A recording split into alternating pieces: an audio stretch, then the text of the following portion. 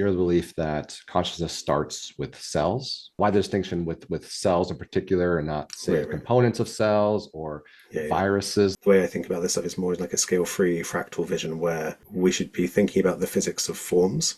And so forms exist across all scales, whether it's an atom, whether it's a body, whether it's a star. The way that complex forms exist is through Darwinian selection. That may sound quite definitive, but at this point I do think that's pretty much true. That like that's the only self-contained logic I know of, the only naturalistic logic I know of that leads to complex forms. So this started, with Darwin explaining speciation and different species and their features. But I think Darwin hit on something that goes a lot deeper than he realized.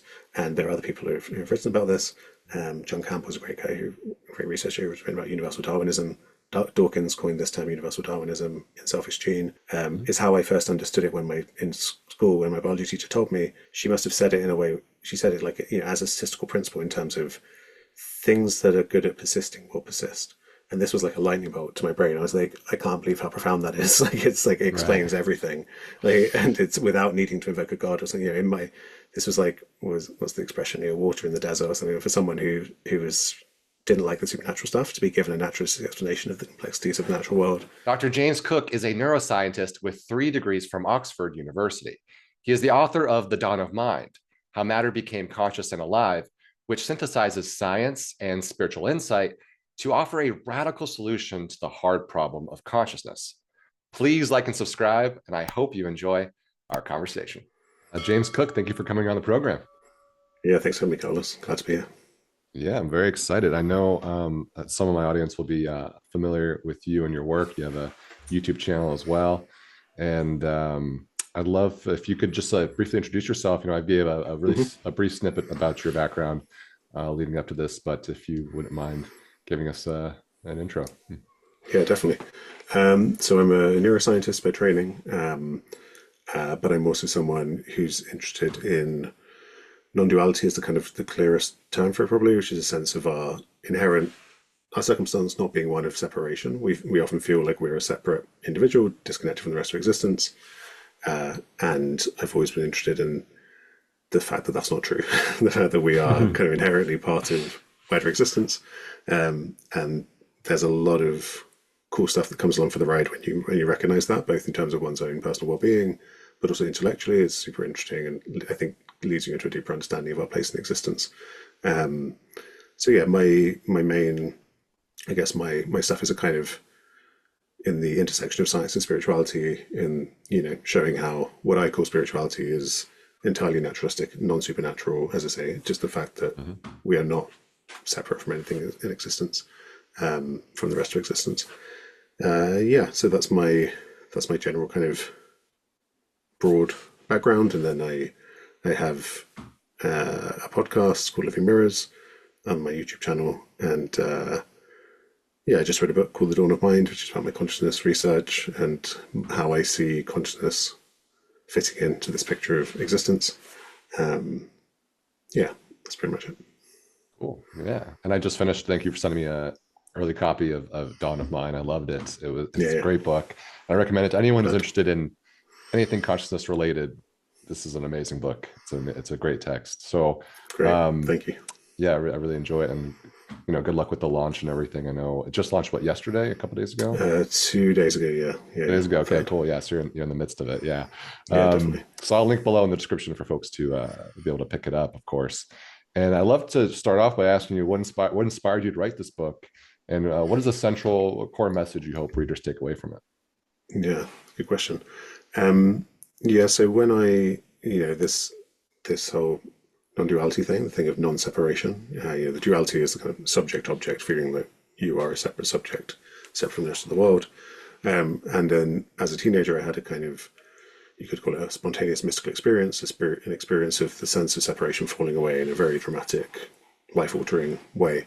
And so that's what kind of set me on my kind of my passion for exploring consciousness and the mind and reality all came from that.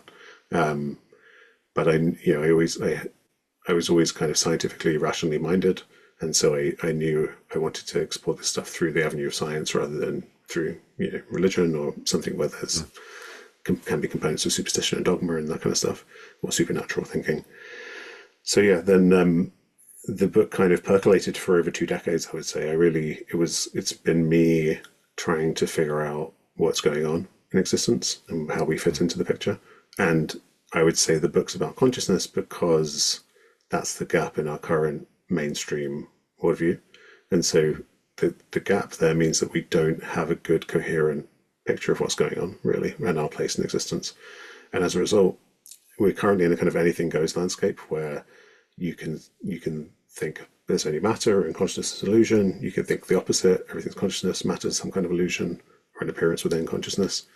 You can have loads of different, you have dualism and monism. And so in the book, I chart a kind of overview of what's currently on offer and why I think none of them fully really resolve the issues at play. And then I sketch out and also go into detail on my own proposal, which is, I do think of it, like, it came from very sincere trying to reckon with this landscape of possibilities. So it's not, I don't see myself as just being like, well, I've gotten a different idea. Like, of all the menus of ideas, like, here's another random idea. It's an attempt to deeply synthesize all of these different things. So it's, I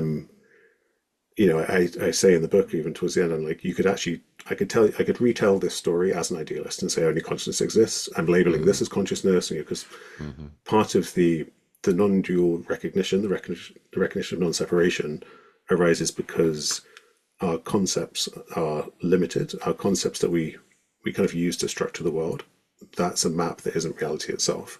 So when you recognize that, you see how limited concepts are. So for me, if someone says I'm an idealist or I'm a physicalist or I'm an illusionist or whatever their stance is on consciousnness, it's very tempting to think like if you know exactly what they mean, but actually you could be saying the same thing with different language. So because they're all, none of these words really capture reality itself. Reality itself is beyond the concepts. It's non-conceptual. So that's why I say this was an attempt to synthesize and be like, I could tell this story using idealist language. I could tell the story using panpsychist language, materialist, physicalist. I mean, there are a few things I can't do, which is a kind of naive materialism, where you think solid matter as a substance is some kind of genuine existing thing. So there are some limits, but I think most, these things all kind of. This is what made me feel like I was onto something, because again, it's not just like another offering alongside other offerings. Is a synthetic offering of like, if you look at things this way, everything starts to make sense and you see the truth in all the different proposals that are currently on the table. Gotcha. Very cool. And we're going to build to, and I think I want to get to the living mirrors theory and kind of build there. But I do want to cover one of my favorite chapters in the book is chapter 4. So the God who wasn't there beyond substance. Right. And I'd love to start there because I think you actually bubbled up to the surface all these questions I'd had for years about nothingness in itself. And I love to just dive into that, deep dive into this one specific area. Dive into nothingness. Yeah, the idea of true nothingness. And I guess, can you... So how does this concept serve as a foundation for the framework, and why is it essential? Yeah. So I love this aspect of this vision of reality, but I almost didn't put it in the book because we're talking here about truly like speculative metaphysics, about what's at the foundation of reality. Again, what I said about how the map is not the territory, the concepts are not reality itself. We have to approach this with the real humility, and that if we think that the words that are about to come out of my mouth, if we think that can do justice to reality itself, we have to understand these approaches are limited. So this is especially as a scientist as well, you can't prove these things. You can't test is nothingness at the bottom of existence, like the foundation of existence. But if you try it on as a way of seeing, as a kind of belief system, or no belief system, but just a way of seeing, or try it as an idea, you start to see, at least I start to see things harmonize.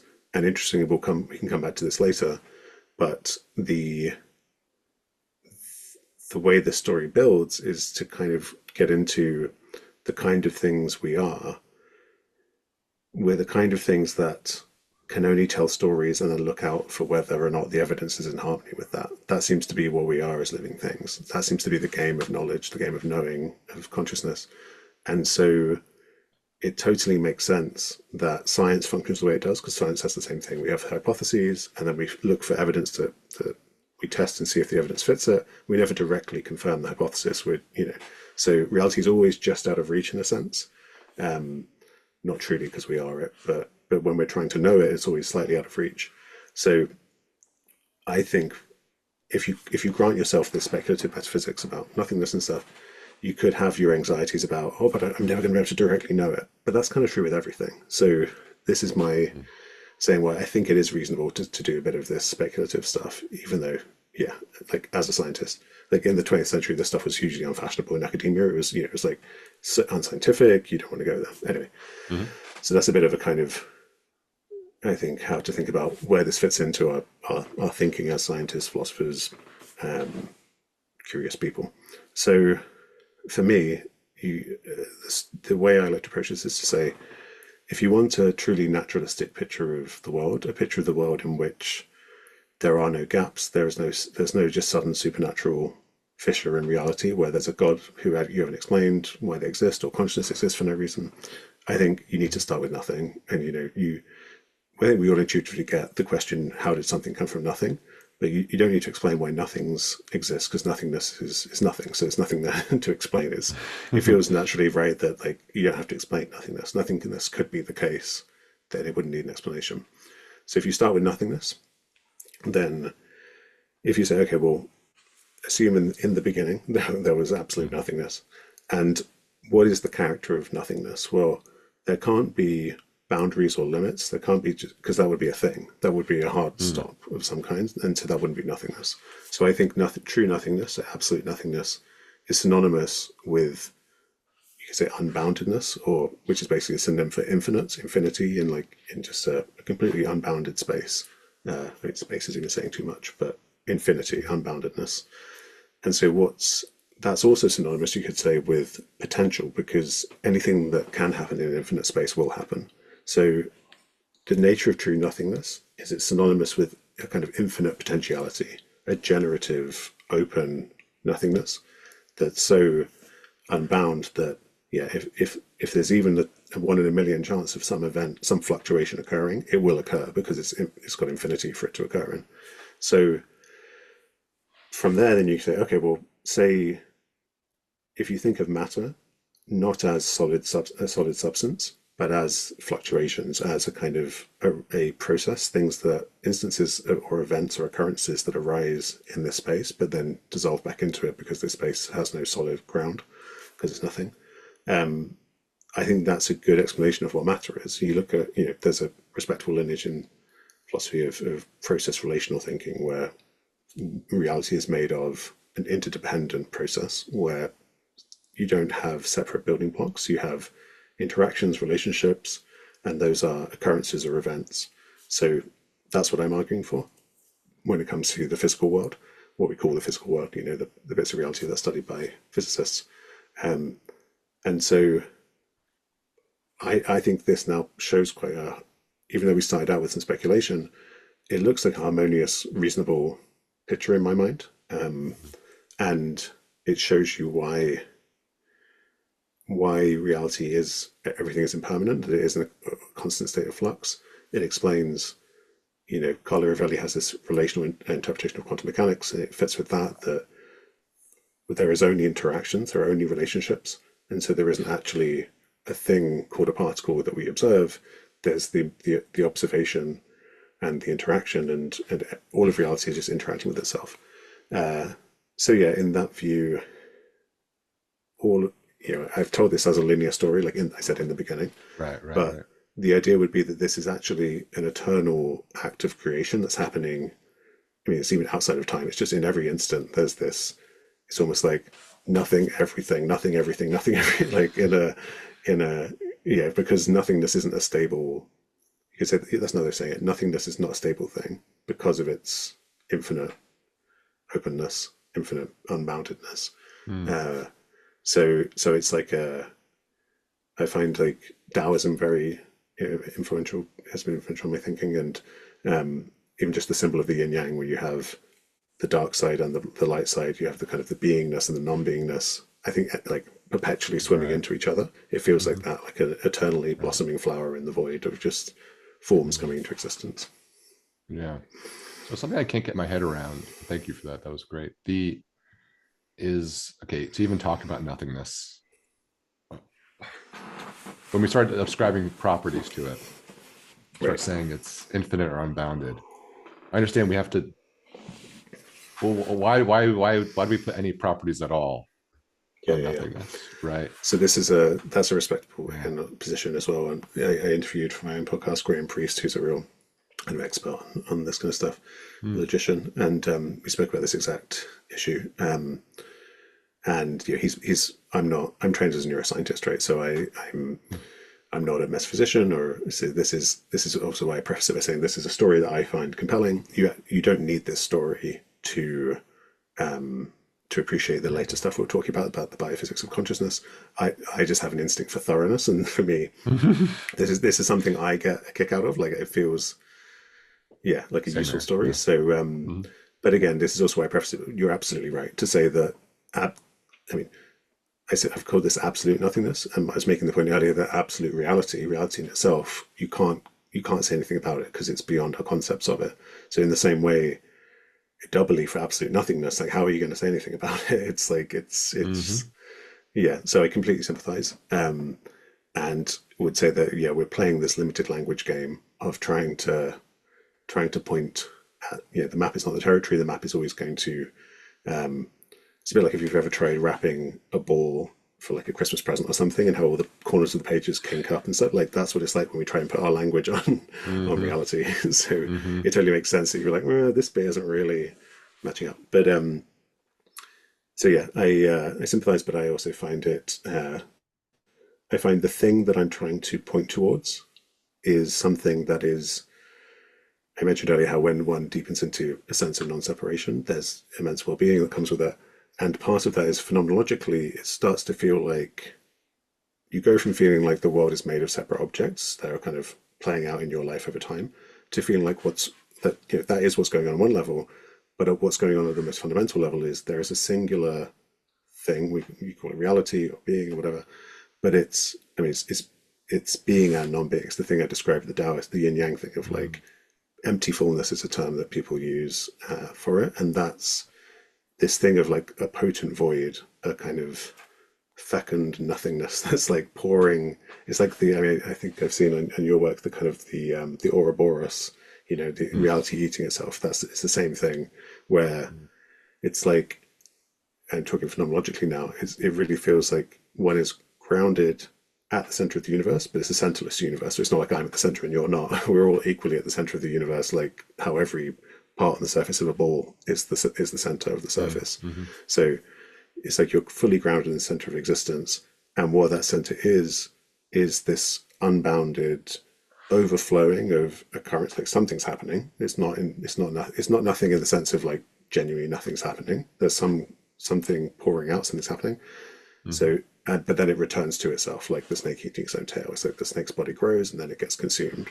And so phenomenologically, that's what it feels like. And a lot of people might just be tempted to say, all right, well, that's just a weird trippy experience some people have. But it's so compelling and so stable, and so thoughts and like all the other ways we experience us feel so much like struggle, whereas this doesn't feel like struggle. This feels so grounded and real. That's partly what leads me to be like, to tell this story, because it's like the words I then say give some flavor of, okay, it's nothing, it's kind of empty, but it's also generative, and it's not bounded or limited, and there are some fluctuations happening, but they're not stable, they're impermanent. So it's that harmony thing, and it fits together. But this is not like a mathematical proof where you have to agree that that is definitely like a reasonable. If you don't like the story, you don't have to like the story. That's what it's like. Yeah. And it is important. It's an important note that it's not. Yeah, should I say this? It doesn't really come into the rest of your theory. I mean, it's there. It's like a. it's an optional kind of element, but Yeah, it really it's for struck with people like me. you. You said you enjoyed it, right? And it's Oh, I did enjoy it. Yeah, no, I enjoyed the whole I book. could I have mean, left. Yeah, yeah. thank you. But I mean, I could. What it means I could have left that bit out, and part of me was tempted to because scientific peers might be a bit more like, "Why are you speculating about nothingness and stuff?" Stick with the science. Hmm. But I think I'm doing it from this place of intellectual humility about the limits of our knowledge. So why not share, what I benefit from myself? Yeah, Yeah, and I can not say picture it, but I can go along with the basic premise and the idea that if you had nothing, that would also be everything, right? If it's great. nothing, it ends up being everything, sort Yeah, of. that's And the so you basic can kind of, flavor. Yeah, yeah, you can kind of build to it. But and I think what struck with why this pulled out to me so strongly is that, months and months ago, last spring, last summer, I was working on a video around potential, just the overall idea of potential, of course, potential energy, on all the different disciplines where potential is there. And I was trying to get to something that was like fundamental, how like the potential is actually just as real as the actualized, right? very, very, very. And so, well, this is why this struck me, because you say from the nothingness there is this, it's a field of potential, what could come out of it. So Yeah, yeah. what I then my question to that is, like, what is the spark, right? What Yeah, transitions, so what's the transitional point? yeah, I think the nothingness itself that contains within it, yeah, the series of things I just gave it is the kind of uh, I almost said it's like a trinity of things. I Mm, don't mean like a Christian sense, but the thing of like no. nothing equals is the same, hence potentiality is the same as infinity. That complex Mm, together, which is just one thing, to me feels generative. Feels like it can't mm, just be expressing nothingness for infinity, or maybe it could have done, but it seems that for whatever, it just seems it's the nature of our circumstance that there was some possibility for things to start happening, so they did start yeah, happening. So again, imagine if it was a 1 in a trillion or less chance. You can totally imagine that space having nothing in it, and it's like the anthropic principle. We can only find ourselves on a mm, planet that can support life, or in a universe that can support life. So in the sure. same way, if reality is 99.9999% empty, we're going to find ourselves in the one bit that's not empty, the one bit Mm, that's hmm. conducive to us. So I Yeah, think that's quite it's like Darwinian selection as well. All the potential forms that could exist, we find ourselves as the ones that can exist. And yeah, it's a really simple selection principle, but it's very powerful when it comes to explaining complex things like ourselves. sure. And of course, if you posit that nothing is even possible, like it's of course possible that nothing is impossible, right? It's totally within the realm of possibility that there can't be nothing. We're already assuming that there could be nothing. So it's a Yeah. funny game we I play. mean, but again, like But when language starts to fall apart in this way, I feel like we're that's onto true. something. I feel like we're actually Mm, getting close to the kind of the white hot core of existence because it mm, can't be reduced to concepts. So mm, it's kind of a good sign. We're like it's kind of nothing, but it's kind of everything, and it's and then mm, all you can do is just be like, huh, like it feels like we're we're getting close to something, but you should never expect that you can really have the catharsis. It's like again with the Ouroboros with the snake eating its own tail. yeah. When we want our ideas to fully grab reality, we're identifying with the head of the snake and we're trying to consume the whole body, including the head. Mm, And if we mm, stop doing that and we relax, then we realize, oh, we're the whole thing. And there's an mm, incredible harmony of being the snake eating its own tail when you're not identified with the head. When you're identified with the head, it sucks. But if you're identified with the whole thing, mm, you are the whole thing, and you don't even need to know that because you're not coming from this heady knowing position.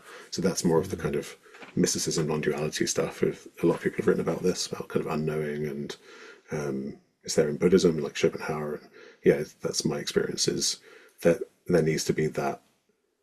If you can't just chase down ideas and expect to get some catharsis, it's just not going to. It's not. We're not built that way.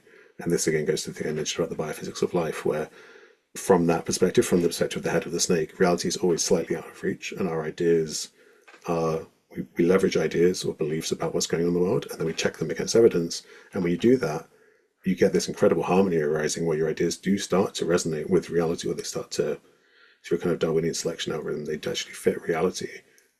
But you can only do that by easing off slightly and not needing to know, because you're never actually going to know perfectly. But it's a good Mm. enough, it's a really good algorithm, basically. Like the giraffe never knows that it's perfectly sculpted. It never knows every aspect of its niche that it's been sculpted to, but it doesn't need to. It survives really well Mm, because it's not in this mm, like fixated, like, no, I need to close the gap and be done with this for all, like, and Yeah. I say that because Darwinian evolution follows the same logic, where like an organism is a model that fits into its niche, and then the evidence is how well they do it generation to generation. So yeah, there's this selection dynamics are absolutely key, I think, for understanding forms at all scales, including mental forms and physical forms. I may Gotcha. have gone off on a different tangent then. No, no, it's good. I feel like I started the conversation in like an area that's not core to the book, but it was one of the things that was most It's fun. interesting to me. And it is Yeah, fun. Yeah, of course it's fun. And I'm also not a professional philosopher, but I like dipping my toes in the water a little bit. And yeah, but I think actually this might, well, because I want to talk to, I want to devote most of the time to chapter 12, mostly living mirrors. But before we get there, and I think from what we just spoke about, actually will fit pretty well. If you wouldn't mhm, mind sharing, and I know you have done this in previous interviews, so it's mostly for the audience that hasn't heard this before, but that awakening that you had as mhm. a teenager or a young man, Yeah, yeah, and on a bus, and if you could tell us, maybe that's kind of related to some of the stuff we were just talking about. definitely. Yeah, yeah. Yeah, so I've been gesturing to kind of disattach to this, but yeah, that's the key thing that happened. So, yeah, the word awakening comes from Buddhism, translation of the word Bodhi, and I found after that experience that I do think Buddhism maybe has the best maps of this terrain. Mm, But yeah, so what happened in my case, I was in my early teens and I was raised Catholic and I was overly conscientious. So I was ruminating about God and how he was going to send me to hell and how I had to have blind faith, but I couldn't have blind faith mhm. because I was a kind of rationally minded kid. But I was going to be tortured for infinity anyway. So I just went around the loop. I was like, I have to figure. I can't just like get off this bus and get on with my day. Like I'm literally, if I don't figure this out now, when am I going to figure it out? Like, and then I'm going to be Mhm. in hellfire forever.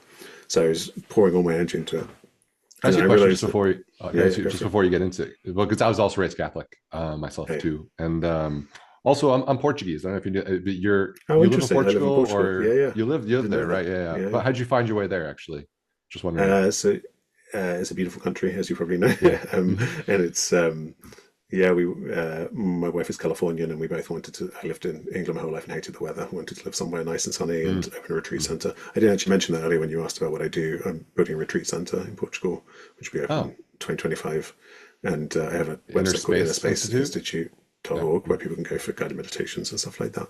Oh, So very yeah, cool. that's for if you're more interested in this experiential aspect. Yeah, yeah. So so yeah, I was ruminating about this stuff, and then in retrospect, I see what I was doing was basically the same as in certain traditions in kind of modern Hinduism. There's self-inquiry, which is this kind of trying to turn an awareness on the one who's watching and just trying to. It's like a kind of trying to reckon with our existential situation experientially, and then similarly in Zen Buddhism, there's koan practice. Like what's the sound of one hand clapping, and you're supposed to sit with that and be like, come on, like I've been told by my teacher there's an answer to this, but like it can't be known with the rational mind. But I have to use my rational mind until it's exhausted. And so you day in day out, like what is the sound of one hand clapping, or like what is moo is another one, and so the same thing was happening. I was pouring everything into my rational mind, and it just hit like a brick wall of like there was no answer. I couldn't come up with a rational answer. And the thing I described of like just like again like the snake eating its own tail, our usual mode is like identifying with the head, but that's just a mental fixation. It's made of thoughts because we're not actually the head. We are the whole thing. And this by analogy is I'm not just this body. The snake is also the head is part of it. It's not that I'm not this body, but I'm also the whole of existence. We all are. We are what again language fails here, but it's like we're all there is only what is. There is only beingness. Whatever is, like the what is that's here is the same as the what is that's everywhere. If in my core nature I am beingness, then when this body dies, it really actually doesn't matter from the perspective of beingness, because beingness will always be, and like Mm, wherever anyone else is, like that's me in my deepest nature.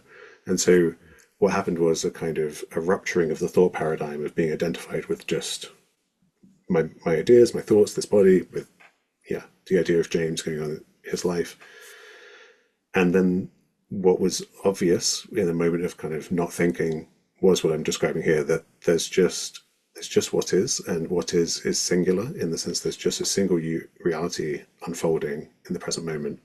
And even the present moment is saying too much because they're just past and future are just mental projections. There's always kind of instantaneous change now, and then we extrapolate from that past and future. So it's a bit like if I showed you a dot moving up and down in one dimension, and then I said to you, like, does a sine wave exist there? And you might go, well, I'm seeing a dot moving up and down. But then if you have the mental, if you can suddenly create a time dimension and plot it, and they go, oh, actually, yeah, there is a sine wave there. So, but then you, the usual way the mind works is to be looking at your representation of the sine wave and to think that's solid and real, and that's as real as the dot moving up and down. And then it's like when you stop doing that, the sine wave disappears and there's just the dot moving up and down. And then it doesn't negate the fact that a sine wave is a perfectly reasonable interpretation, but it's an interpretation. It's a way of looking. You have to start filling out you have to get your axes in place to plot that sine wave. And so it's the same with reality. There's always this moment of instantaneous change. And yet we somehow feel like my retirement or my birth or like those are somehow as real as this now, but they're absolutely just projections of the mind. And so, as is separation, as is the feeling that James lives in the head somewhere and is different to the rest of reality. So there was just this complete liberation from that whole struggle, and I just felt completely overjoyed. And the idea that there is an actually existing thing called James that inhabits this body that will die and needs to be concerned about that. It's like that was all seen to be ideas. So rather than having James be a small thing in a big universe from which he's fundamentally alienated and under threat, it was like a seeing that actually there is the energy of the universe. James is an expression of that, a transient one that will pass away, and then the energy of the universe will always be there. So, like, what's the problem? It's like, it's like we take reality as this like pouring out, and then it's like we invert it and we play this trick on ourselves where we think we're small and we identify with what we perceive to be the separate self, but that's just an idea, it's just an interpretation. And so it can evaporate in an instant. And then it's the cosmic joke of like, I was like a mime pretend who thought he was trapped in the box that he was miming out, but I was just doing it to myself. It was just a performance. I was never trapped. It was always just the universe expressing itself. And yeah, the kind of the honeymoon period of that lasted for a while, and then suffering came back. And then for the rest of my life, it's been a kind of dipping in and out of two paradigms of feeling like a normal, self with that perspective on the world, but then a kind of abiding in this non-dual, non-separate state that's free from suffering. And then I did a lot of inner work on myself, the kind of messy emotion, psychedelic therapy stuff that really allowed it to shift a lot more in the direction of the abiding being the norm and the suffering separate self being the thing that's secondary. As opposed to most of my life it was the other way around, like I feel like James, but I can cut through it to this non-dual awareness, but after a second or two it collapses back into James. But then more recently, thankfully, it's kind of shifted, which is nice. Yeah. Can you tell us about what was it like? What did it feel like in that moment on the bus? Like, what were you seeing? What were you sensing? So it's, there were no fireworks like with psychedelics or something where, if you're looking at your hands, there's still the appearance of hands. They're not swirling. They're not like, yeah, but it's without the mental overlay of separation. It's like there is just a field of appearances of sense phenomena. So there's the visual appearance, there's the appearance of sounds. There's absolutely no distance. There's no subject in the center who is perceiving them from a distance. So again, language will make this compromise it because it's so simple. It's really just simple as that. There's just sensations. There's a Buddhist sutta called the Bahia Sutta where it says, "In the scene is simply the scene," and it's that. It's like I'm looking at a wall and there's the wall, and I think my attention does this thing where it shuttles to the sensations of the head, and it creates this impression that there's a James in here who's looking at the wall. In experience, that's all a construct, and there isn't actually a James in the head, and it's constructed in the sense that if it was useful for me to interpret myself being located in my right hand, I'm sure my brain could do that, and it would feel as vividly like I'm in my right hand than the idea that I'm in my head. There really isn't a soul or a self or a thing behind my eyes. There's just, and again, I'm not saying there's not a body, but even the body isn't separate from the rest of the world. So another way of describing this is Douglas Harding was an English architect who had a similar shift and talked about this stuff. And he taught what he called the headless way, which is to look for your head in experience. And when you do that, you see, when you have the shift that I'm talking about, it becomes really obvious that you can never see your own head in a way where, so like now when I'm making coffee or something, you know, like, is it Cousin It, like the hand in the Addams Family that's just like a hand that walks around by itself? It feels like my hands are two of those, whereas like they're just, that could sound quite creepy, but it's good because it's like, there's just the sensations that are completely intimate with themselves. They're known from within. The sensations are, there's no distance between the sensations and the awareness with which they arise. And there's no need to shuttle from the sensation to the idea of a James in the head who knows the sensations. There's just the field of sensations. Yeah, that's probably the simplest way I could put it. But they're always expressing and moving. They're never static. They're always disappearing as soon as they're arising. So and it's boundless. That's the important part. There are no separations. You know, the colors of the visual field. You have to interpret it to say that the black at the edge of the laptop screen is different to the white of the wall. Otherwise, it's just a continuous. There's still obviously black and white, but it's like a painting. You know, if you're looking at a painting, if you're looking at the Mona Lisa, you're probably going to see a woman's face. But actually, someone could be like, you know, like an actual physical woman's face isn't there. There's paint. There's paint that's arranged in a way to give you the visual impression of a woman's face. It's a bit like that. They're like the difference between interpretation and what's actually present on the canvas of experience. And the other thing is, it's not even a canvas. Like it's so intimate with the appearances. There isn't even like, you know, I talk in the book about awareness being different to the contents because that is a useful way to point. But ultimately, it's like a wave in the ocean. You're not going to separate out the wave from the ocean. You know. Yeah, it's great. It's a great analogy. And you'd probably, you've interviewed Dr. Rick Strassman as well. I interviewed him a few months ago, and so he broke out psychedelic experiences into the interactive relational versus the mystical unitive.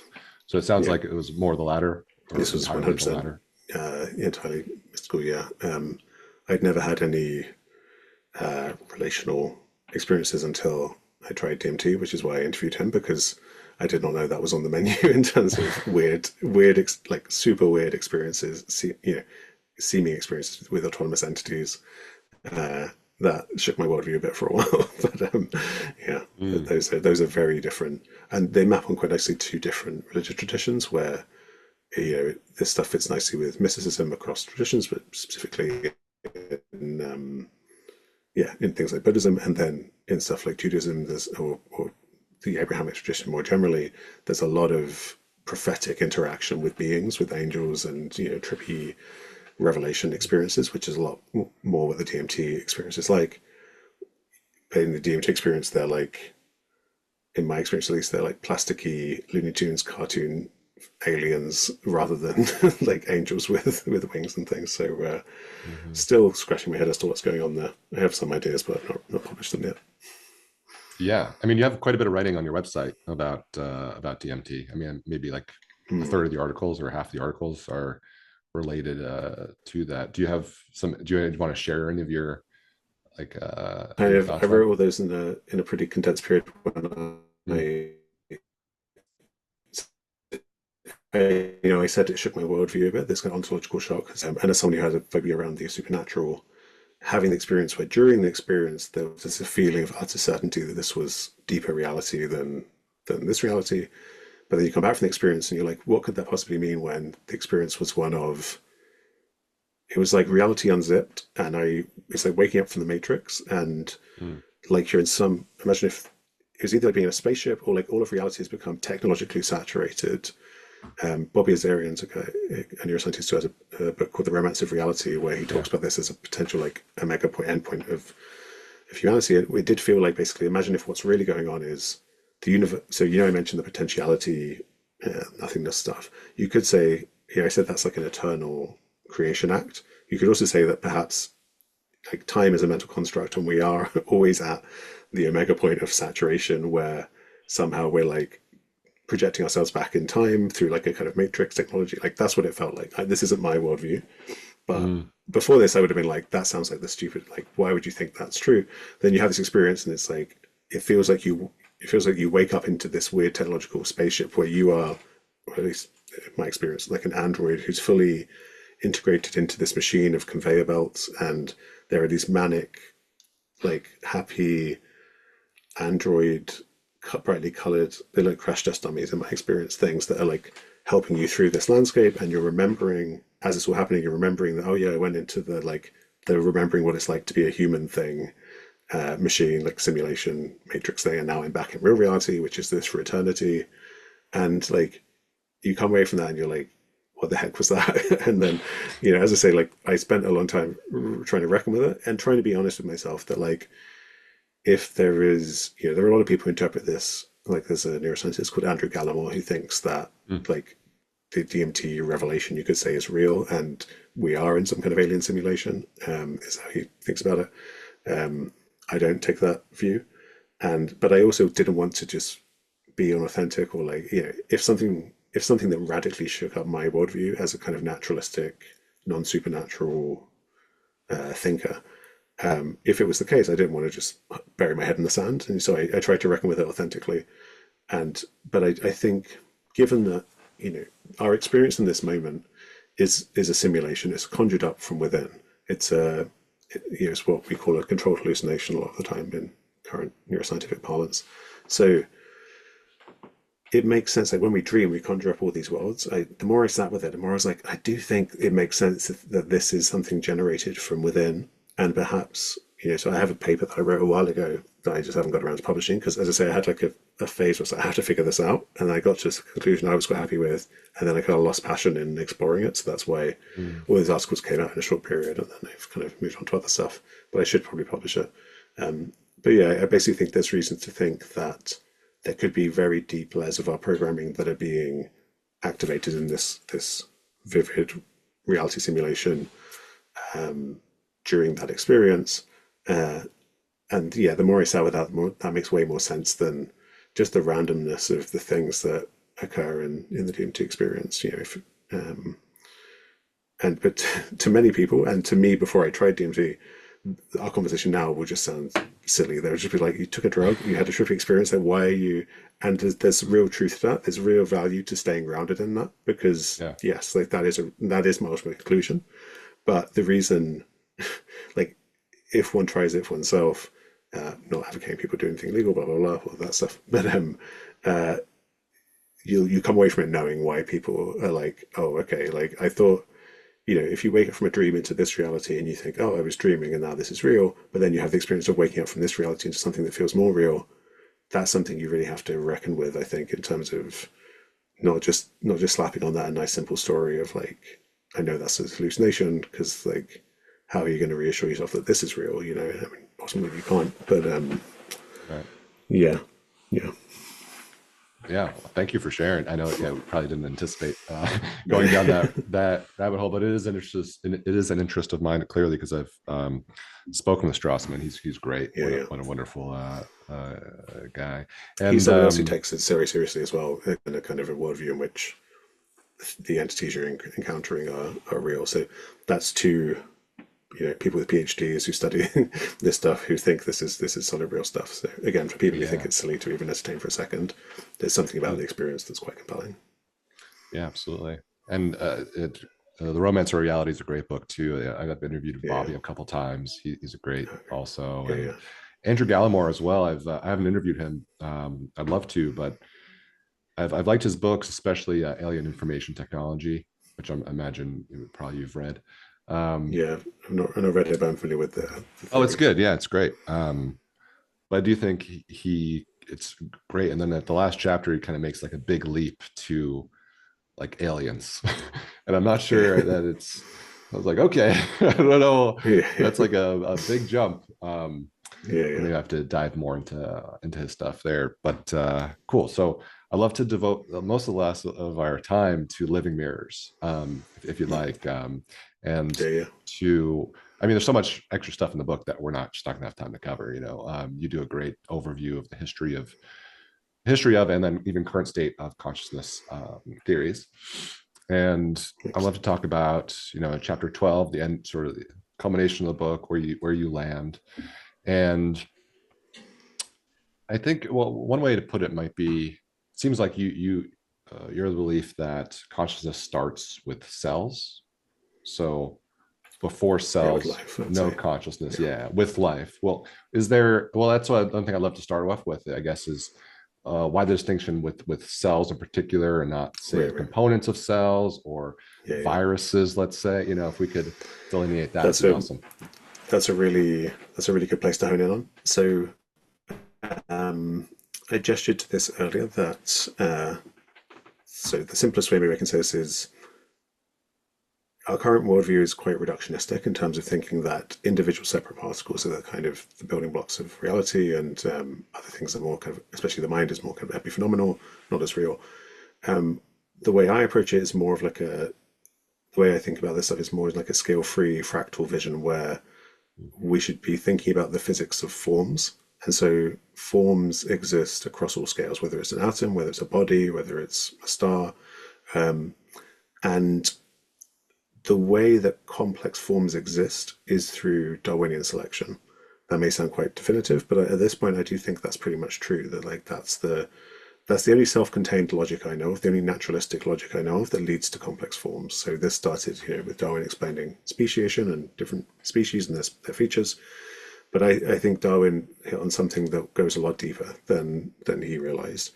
And there are other people who've written about this. John Campbell's a great guy, great researcher who's written about universal Darwinism. Dawkins coined this term universal Darwinism in Selfish Gene. Is how I first understood it in school, when my biology teacher told me, not me personally, but taught the class the theory. She must have said it in a way. She said it like as a statistical principle, in terms of things that are good at persisting will persist. And this was like a lightning bolt to my brain. I was like, I can't believe how profound that is. It explains everything. And it's without needing to invoke a god or something.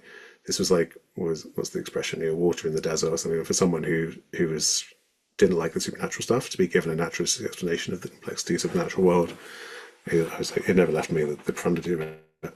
So to be in, so the selection algorithm I mentioned is the same algorithm as science. It's the algorithm of, you could say, it's like trial and error, or you could say make a guess and then check the results. So for the problem of how do you fit an organism into a certain niche, the organisms are the guess, the model, and then the checking is the who survives the procedure of selection. And then you end up with a giraffe whose neck is roughly the same height as the trees in its environment. So in that situation, that Darwinian selection algorithm is actually the same algorithm as inference, which is a kind of a way in which we take the knowledge we have and the evidence we receive, and we synthesize it to go beyond it to come to some conclusion. So, if you know that all men are mortal, and then you hear of this guy called Socrates who's a man, then you get the famous syllogism from ancient Greece, which is, all men are mortal, Socrates is a man, therefore Socrates is mortal. You've never seen Socrates die. At this point, Socrates is alive. That's not something you've observed, but you can infer that. You can go beyond, and that's what infer means etymologically, to carry forward.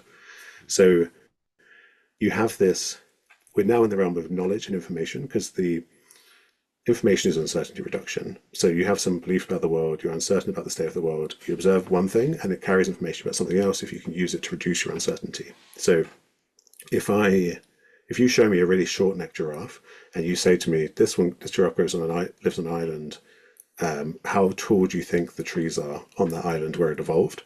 I'm going to give you a guess that's similar to the height of, I'm not going to say they're really, really tall, I'm going to say they're quite short trees. And that's almost certainly going to be true if they evolved on that island and the leaves.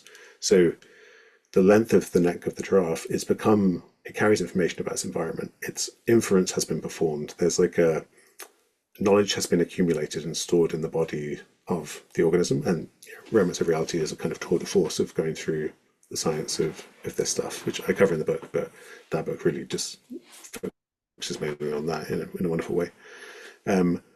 So then you get to life, to living things, and to be a living thing is to keep yourself orderly over time, to actively keep yourself orderly. And so you imagine Darwinian selection playing out in every single instant.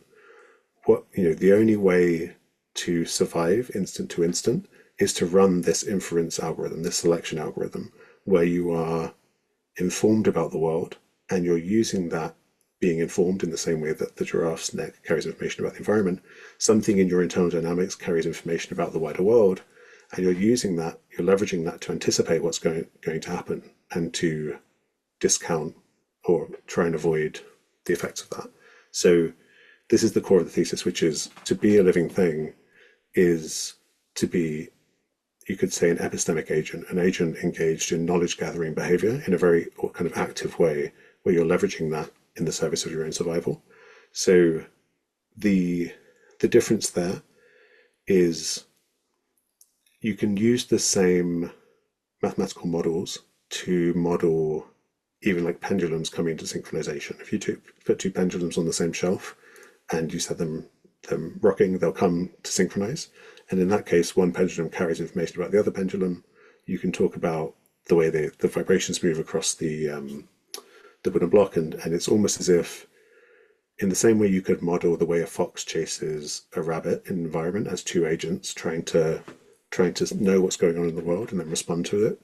You could actually model that simple system of the two pendulums like a fox and a rabbit that are trying to suss each other out and infer what's going on within their boundaries.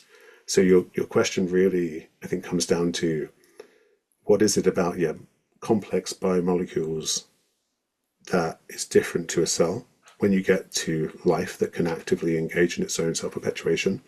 What's different there? Because you can actually apply the models in both cases, because this is really a theory of forms, of like how is it that forms persist. And so I would say with us, the reason we have these models is because in us we have experience, we can know about the world beyond our boundaries, and we have sensation, we have our eyes and our ears, and then we have muscles that can allow us to move in the world. So we look at the kind of thing we are, and we model that, and we say, like, okay, I'm like an agent who can sense and react. And then when we generalize that to something like a pendulum or an atom or a complex molecule, I think our intuition is that, I guess what I would say is those dynamics, so you could say they're like proto-consciousness or proto-mental dynamics, or just even proto-organismic dynamics, but understanding proto here to mean like in continuity with, they're not actually mental dynamics. Like the pendulum, you could say in the story I told, that pendulum is like, you can model it in the same way you model life, but we don't mistake it for being alive. We think it's not alive. But we can use the same kinds of equations. So I think that we start off with this kind of qualitative recognition of what it is to be a living thing and what things are alive, and we generalize from that. And then there's not really a need to generalize beyond that category. And the reason I think this is that for us to be a living thing, I mentioned earlier that reality isn't made of fundamentally separate objects. There are inhomogeneities, there are processes that kind of clump together. But what's special about life is that we are organized in a holistic way that allows us to pretend to be a thing. We're not a genuinely separate thing, but we imagine that we are. And by doing that, we allow our separation to exist somewhat. It's like a self-fulfilling prophecy of believing that you're separate allows you to maintain your order over time. So other things like a molecule or a pendulum, they're not actually separate from the rest of the universe around them. We're not either, but they won't even tell you, or they won't even perceive for themselves that they're separate. They're not holistically integrated. So this kind of fits with integrated information theory, where in integrated information theory, the extent to which something is integrated and is like a whole, it is what it is to be conscious. I'm saying to be a kind of integrated whole is a necessity to have a perspective on the world. To be this organism called, we call James, that has a perspective, I need to be a coherent thing, or at least a quasi thing, you could say, that can then start to imagine itself to be a thing that's truly separate to start to engage with the world in a certain way. But that just isn't true for those other things. So yeah, there's a few. I guess the final thing I'll say on it is to loop back to the first thing I was saying is that when we qualitatively observe living things, what we're talking about here is the intersection of physics and biology. And physics and biology have very different ways in which they operate. With physics, it's quite formal and mathematical and proof driven, whereas with biology, it's a lot more qualitative. We come up with stories that are like, we're going to say that's a kingdom, and we're not going to worry about the platypus being a kind of, there's no equation that tells you should the platypus be considered a mammal or not a mammal. It's like a qualitative endeavor to some extent. And then when you get to the kind of biophysics level, you're really weaving between those stories. So with what I'm doing here, there's a sense in which this is storytelling that we have to ultimately, I'm not going to be able to prove this to you, that consciousness stops with life in the way that you might be able to prove something at level of physics. So we have to kind of come to a consensus as to what's a good story. The story is never going to leap off the page and consume consciousness. We're not trying to close a gap between the models and consciousness itself. But it's a bit like if you freeze water and then it goes from flowing to suddenly it's not flowing anymore and it's in a block of ice. And you say, well, why has that happened? I tell you a story about tumbling molecules, and they say they're loosely bonded when they're warm, and so they tumble. And when they're cold, the bonds become stronger, and so they don't tumble. And you might go, okay, that seems like a reasonable story. Like I understand now what's going on there. You could say there's a hard problem of water, is you've said all these words, but like, how does that get me wetness and hardness? And I'm never going to be able to convince you. If you don't, this is kind of what I said earlier. It's like, if you don't like the story, you don't have to enjoy the story. So that's where I'm at. Is like, I think this story I like this story about life. It makes sense to me, but it's not going to take the form of, I've definitely proved that this is the way to think about it. And the place where there's room for thinking about it, I think, is to say that there could be a sense in which I'm happy to generalize within life. So that's the main point of the book. It isn't beyond the borders of life. That is mainly to say, and it's even actually a sentence where I say this very clearly, that my main battle I'm fighting is to say, if you try to restrict consciousness within life to just things with nervous systems or just humans, then you're going to create things like the heart problem. We need to accept that we are conscious because we are alive, not because we are brains in bodies that are separate. Or the body is a servant of the living. Sorry, the brain is a servant of the living body entirely. It's not that we are the brains inhabiting the body. So yeah, I think that's the main battle they want to fight. And then when you get to beyond living things, I'm actually quite open-minded in the sense that you could say there's no reason to think that a molecule could be conscious, especially since it doesn't hold a perspective for itself in terms of its holistic organization, in terms of actually maintaining it like life does. But you could say, well, the process of evolution I mentioned follows the same logic of inference, and I'm using this as a way of modeling consciousness. So maybe it feels like something to be the process of evolution, as it does what it does. And again, I would say it's not integrated in the sense that if you chop me in half and send half of me to Mars, I'm not going to survive very long. Whereas if you take a bunch of species and put them on to terraform Mars and put some species there, evolution will continue happily. It's not integrated in a way where it can have a kind of coherent central perspective. So that's why I don't think it can support a perspective. But who knows? Maybe there's a way to have an experience that is super diffuse and not bound to perspective. At that point, do we want to call it consciousness? Because consciousness is this perspectival phenomenon. So we get back into the kind of area where language starts to break down, and it's fun to think about. But on a conservative level, I think keeping it to within life is reasonable. But I wouldn't, anyone who says, no, this fits nicely with a panpsychic view where all forms have experience, I would be open to that. But it really comes down to what we mean by that. I get into the book about the ability to, I come at this, you've touched on a really key thing. Like you chose a really good question, because there's like a lot to be said on it. Because that is where the rubber hits the road, if I'm saying, like, that's the point of emergence. So the last thing I'll say is that the contents of consciousness seem to, there are multiple people thinking that they correspond to counterfactuality, how rich your models are in terms Mm. of what's going on in the world. So that's just a kind of a fancy way of saying imagining. You know, if you burn your hand and you have a reflex where you just withdraw your hand, and that just happens like clockwork, there's no real imagining happening there. You're not thinking, oh, maybe I should move my hand towards the fire, or the system isn't exploring different possibilities. So we come back to possibility here. But if the system in belief space, in the space of what it thinks is going on in the world, or it's simulating going on in the world, if that becomes super rich, and I think our kind of our chronic experience is one of like being ready to respond. Like in this moment, there's lots of Mm. different things I could do, lots of different futures I could choose between. And so I think we're kind of imagining this world around us in that way. And you can look at how that's something that can change through within evolution as you could get richer, more complex experiences. But I think that capacity for counterfactuality, if you look at a molecule, that's not happening there. Like a molecule doesn't have, I mean, this ultimately comes down to agency, the ability to act in the world. So the Mm. simplest answer would be life can act. And so that creates a need for counterfactuality so we can explore different possibilities. And that is synonymous with this imagining, this leveraging beliefs to simulate what's going on in the world, what could be going on in the world. And that's kind of what I think consciousness is. Yeah.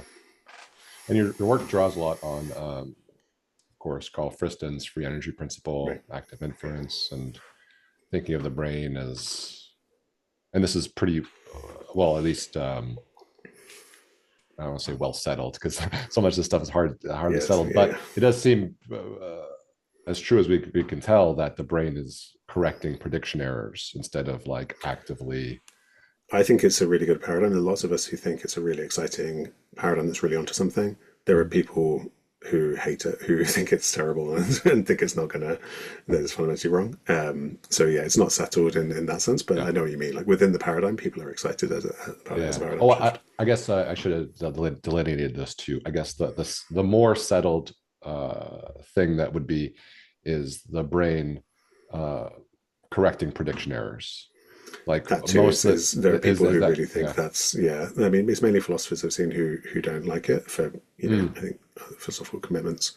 Um, mm. but no, within neuroscience, if you said that's what the brain does, you might get some people who are paying you, but generally, I don't know, it's both. It's getting more accepted, and there are people who will push back on it. But Gotcha. yeah, Cool. Yeah.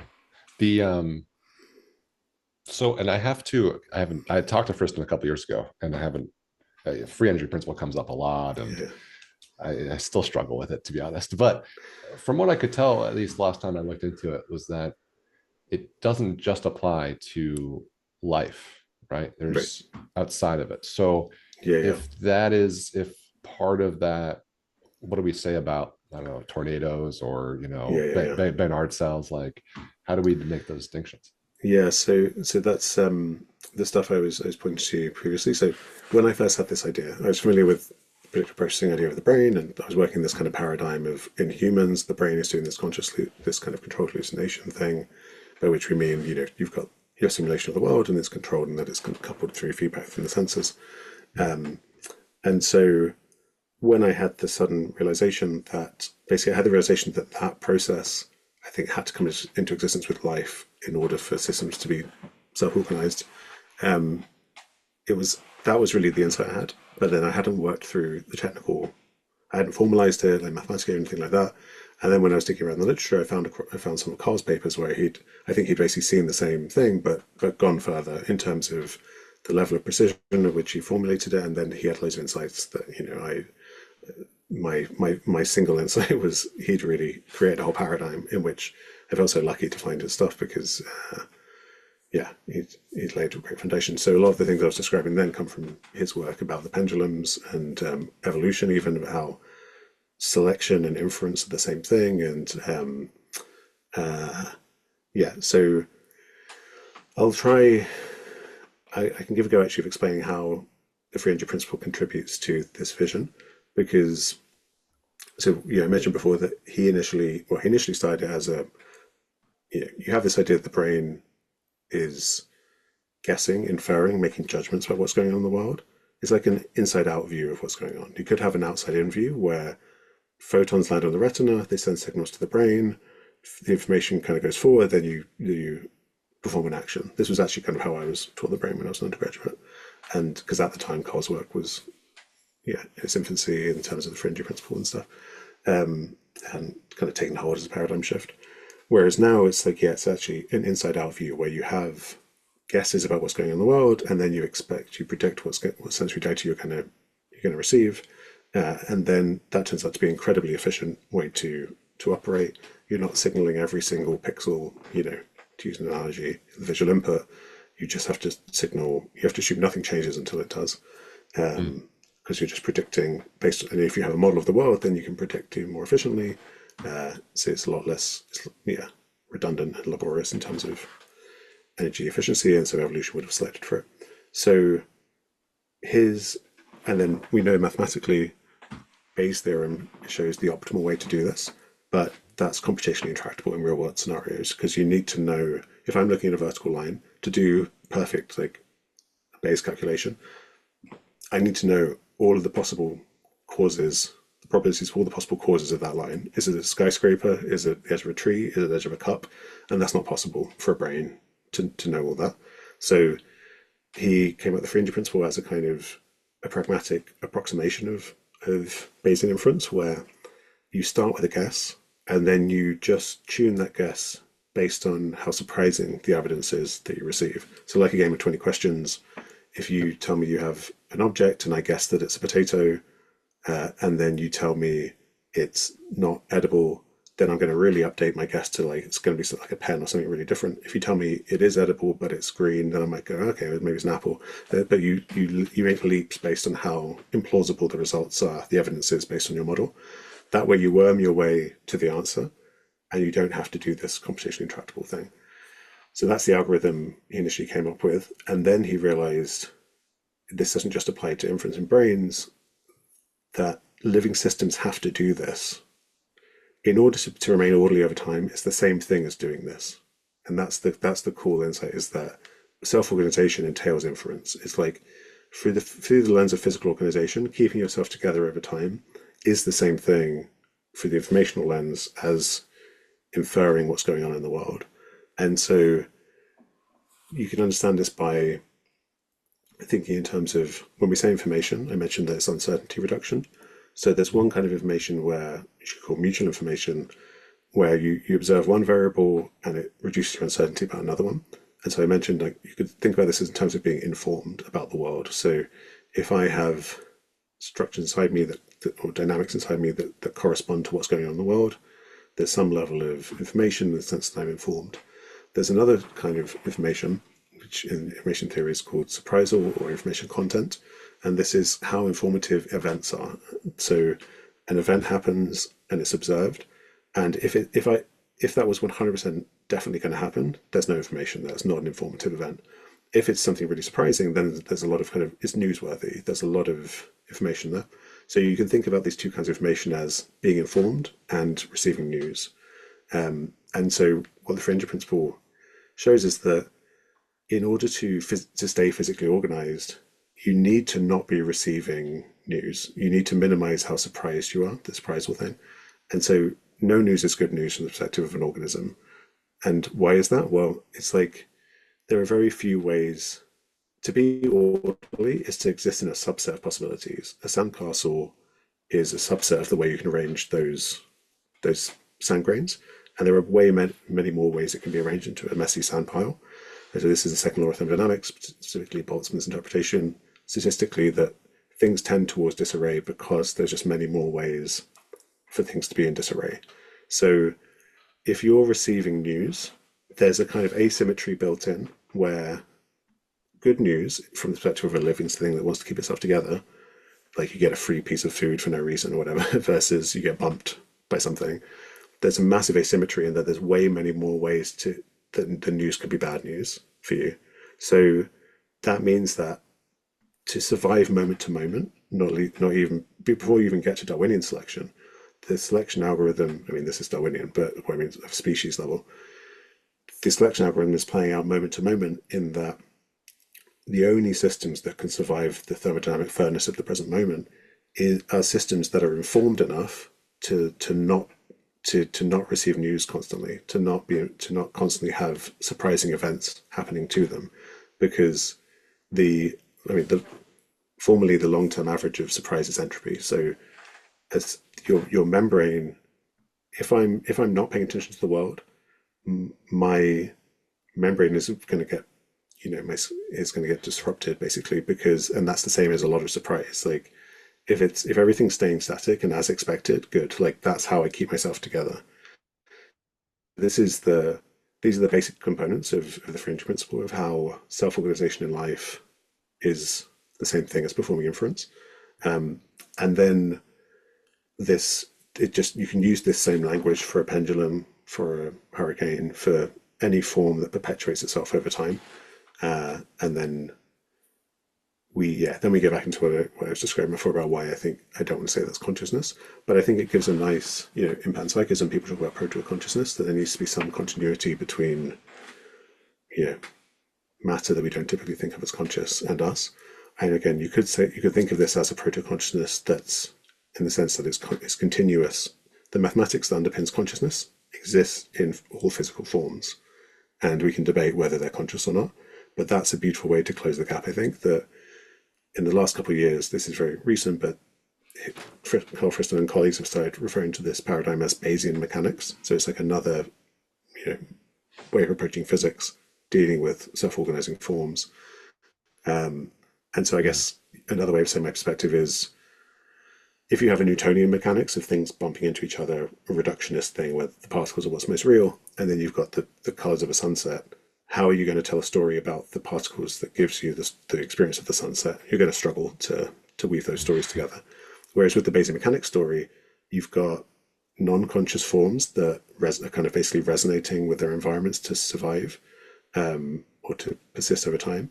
And then you've got these living things that can leverage counterfactual beliefs to imagine what's going on beyond their boundaries. And it's the same kinds of dynamics, but with a certain richness, certain other things going on that makes it what we call consciousness. And I don't think consciousness is something separate to those dynamics. I think it's I'm a monist, or you could say, again, words break apart, but you could say a physicalist in the sense that whatever it is that physicists study, the patterns of reality is all there is. So I think consciousness is a kind of relational pattern. Physics is a relational pattern. And in that Bayesian mechanics story, I don't think you need to have a gap between matter and mind. Cool. Wow, thanks. That was great. Cleared up a lot of gaps, actually. So I only have a few minutes left. I do have a few questions that I was hoping we could. They're big questions, but we'll try to get through them like rapid fire a bit. And this is something I missed in the book. I didn't see the explanation. Why is it called Living Mirrors? Yeah, maybe I didn't explain that clearly. I think there's a bit where I talk about mirrors, and so the part of it's a nod to the kind of contemplative stuff I mentioned before, where consciousness, or I should say awareness, the kind of the space in which conscious experiences arise, it has the quality of a mirror in that whatever appears in the mirror is completely unperturbed by the contents. You could hold a mirror up to a war zone and it won't damage the mirror at all. And so in the same way, if you can shift people often do this as a kind of, in spiritual practice, as an intermediate step to surrendering into reality as a whole, is to identify with awareness. And when you do that, you can get a lot of freedom, because the pristine space of awareness is untouchable. It doesn't matter even if you're in pain, if you're suffering, like there's this way of being that transcends suffering.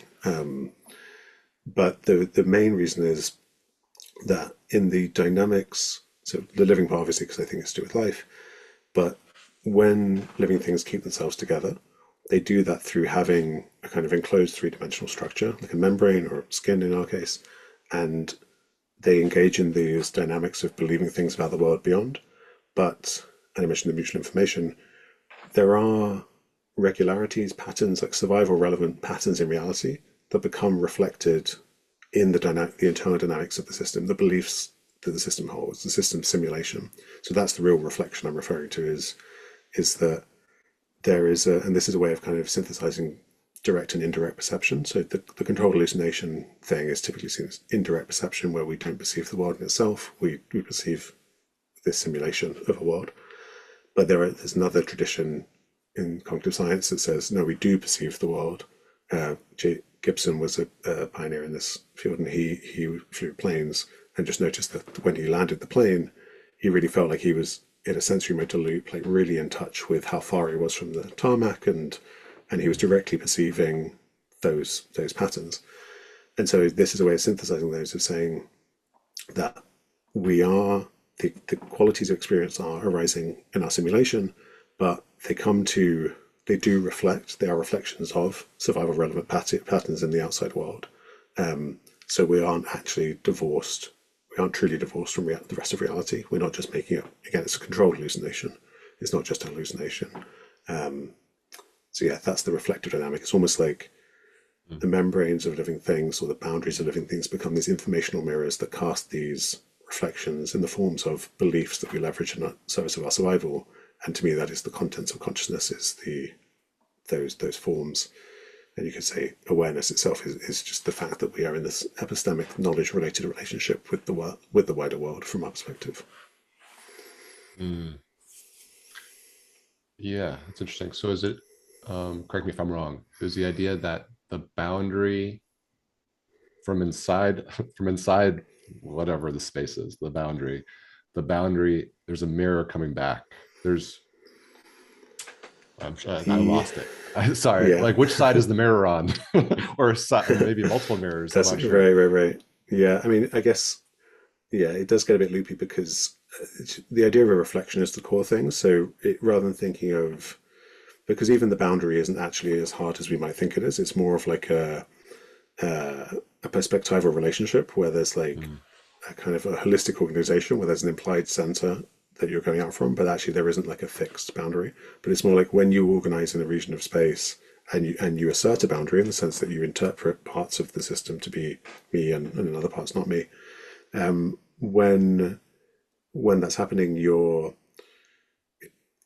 the structures that are relevant to survival, as I said, become instantiated or reflected in the beliefs that the system holds, to kind of knowledge-related dynamics that are leveraged to act in the world. What I mean by beliefs, like holding that the world is a certain way.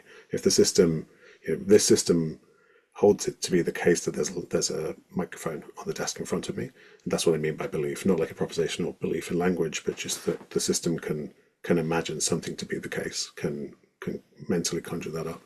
So that's the space in which it's almost like you could say like an informational space, where information gets a bit kind of complicated as a term because I mentioned different ways in which it can be used earlier. There's many more than that. So, and also it's not even that it's just the outside world that becomes reflected. If I perceive rotten food to be disgusting, what I'm actually perceiving there is not only the structure of the food, but the structure of its relationship to me. That if I were to ingest that, it might kill me or cause me harm.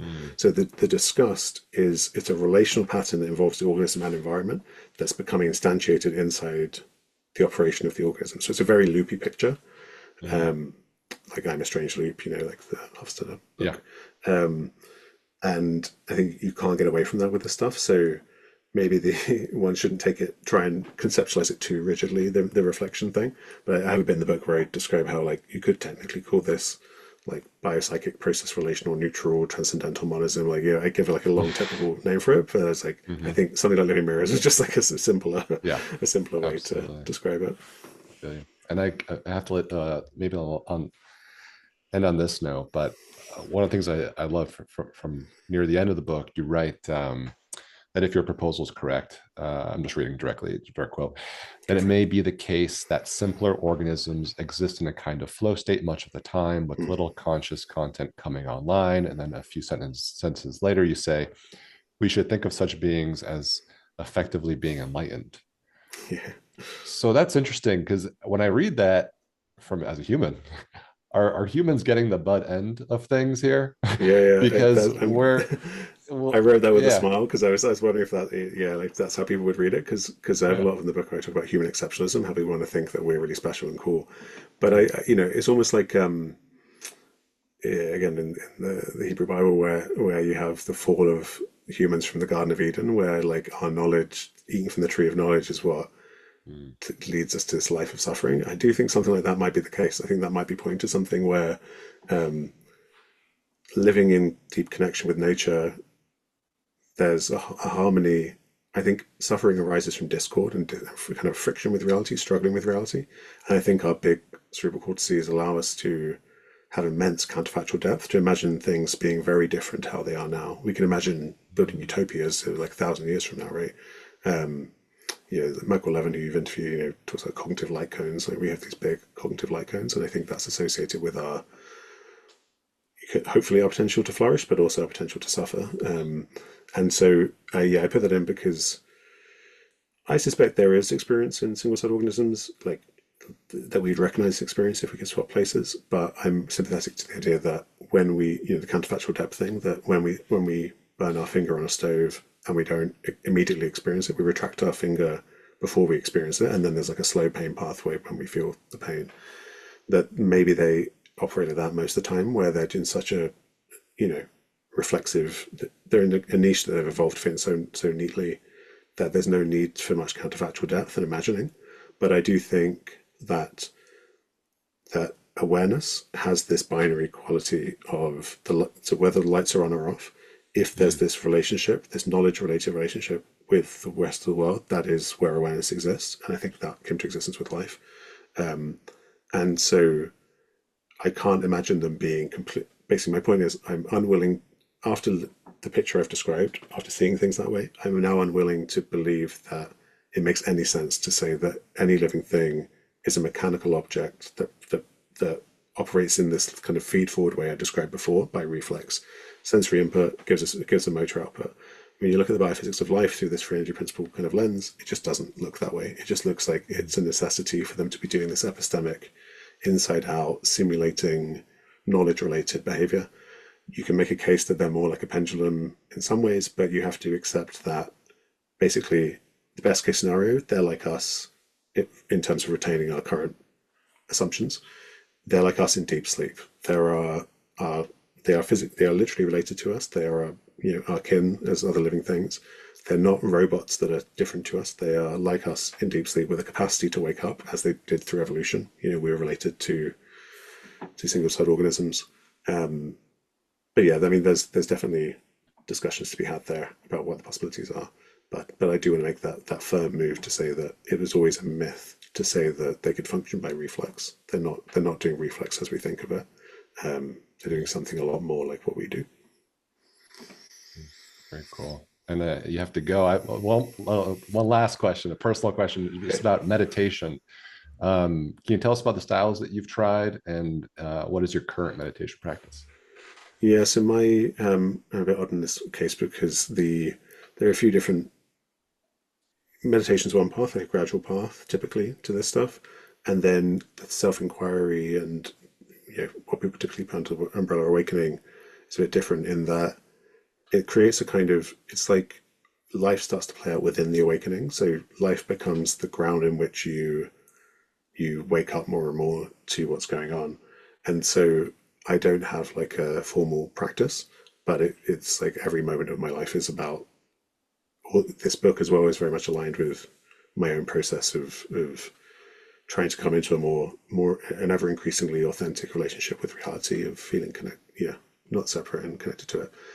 In the past, I did things like, I found direct pointing things like in Tibetan Buddhism, Dzogchen traditions, they're really good pointers where you just they talk about cutting through the delusion and just kind of seeing the absolute as it is. That was very useful. I found those pointers useful. Zen, there's shikantaza, which is just do nothing meditation. I would say that's what I do actually. When I do sit on a cushion, that's what I do, which is do nothing, where you're just being. And there isn't really a deeper teaching than that. Just like everything is already what it is. Don't struggle with it. A kind of orientation of surrender and not struggling. I still sometimes, like if my mind can still get busy when I'm in the midst of all this kind of stuff, intellectual stuff, and then sometimes just a bit of basic mindfulness can be useful just to ground for a few seconds. But yeah, eventually practices are there to be outgrown. They're there to help you on the way, and then getting stuck in the identity of a meditator or any identity is a trap when it comes to this path, and allowing the present moment to just be what it is without ideas. That's what it's about. Oh, wow. What a wonderful insight to end on. Yeah, that's really lovely. That's Don't great. want to put It's down funny. anyone's meditation practice. It's a wonderful thing, but No, no, but no. it I has limits. understand. No, that comes together, congeals in a way that really resonates with me. And just a few days ago, I spoke with Bernardo Kastrup, and I asked him because I asked him like, what practices do you have? And he said he's not really minded that way. You know, he's Right. far more intellectual. And Yeah, yeah. but he did say, pay attention. You know, just pay Right. attention to what's happening. Just be mindful of the moment. Just stay. And I think that Yeah, yeah. is as good advice as There's a any. there's, So there's a beautiful line, I think, from a Mary Oliver poem, and it's something like, "The first and wildest thing I know is that the soul exists and is made entirely out of attentiveness." And mm, it's, which I like as a bit of poetry, but like, but yeah, that mindful. It does ultimately come down to mindfulness. Don't be distracted and lost in thoughts. Bring your attention here and now, and open up to what's really going on. Because this is it. There isn't, what's happening is it, and everything else is fantasy, basically. wow. That's great. Well, this is it. And this is the end of the Yeah, conversation. But I had this has such been a great. wonderful Thank you. time. This is Yeah, me too. really great. Thank you so much, James. And You're I welcome. recommend everyone pick up the book. I'll link to it in the description and link to your website, Inner Space Institute, the YouTube channel as well. And just thank you so much. It was Yeah, really you're welcome. lovely. Thank you. Great questions. I really enjoyed it. Thank you, James.